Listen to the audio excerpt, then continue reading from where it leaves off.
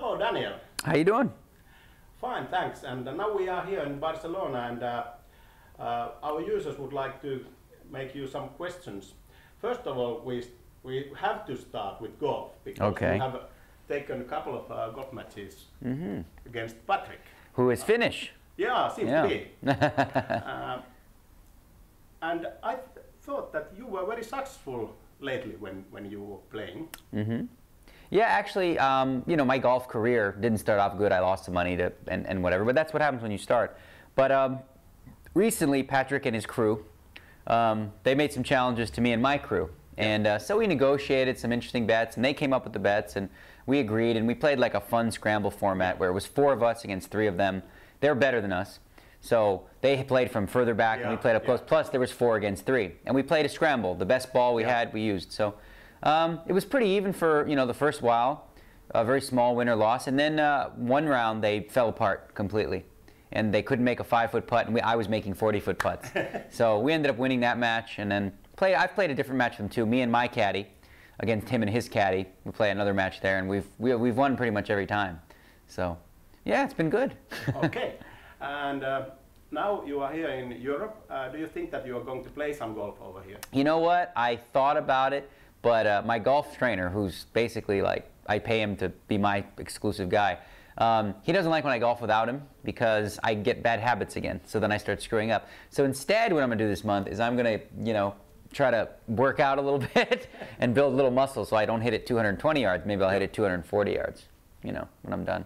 Okay, so you are going to focus on yeah, I might play once or twice, but just for fun. Actually, if you play, you should play here because here is a beautiful course. I played here last year and it was gorgeous. Yeah. Just beautiful. Yeah. Okay, let's move to another topic. You are a huge ice hockey fan, and you are following closely NHL. And one of our users wants to know who you would think that is going to win this year, the Stanley Cup? Wow, that's a really good question. I think, you know, a lot of it depends on whether or not Matt Sundin decides to play hockey again.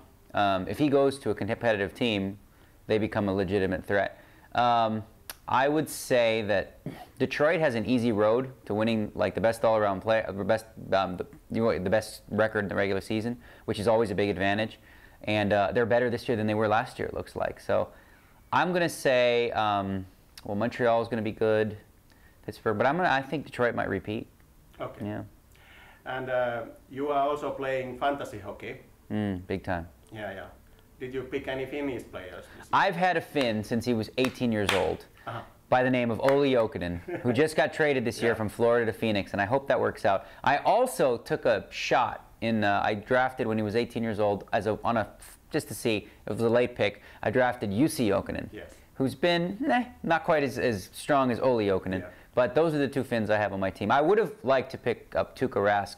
I think he should be playing for the Leafs, and I'm sick. I started hating the Leafs the day after they traded Tuukka Rask for Andrew Raycroft, because I think Rask is going to be an incredible goalie. Yeah, he was very good when he was playing in juniors teams in Finland. He's going to be scary. Yeah, awful.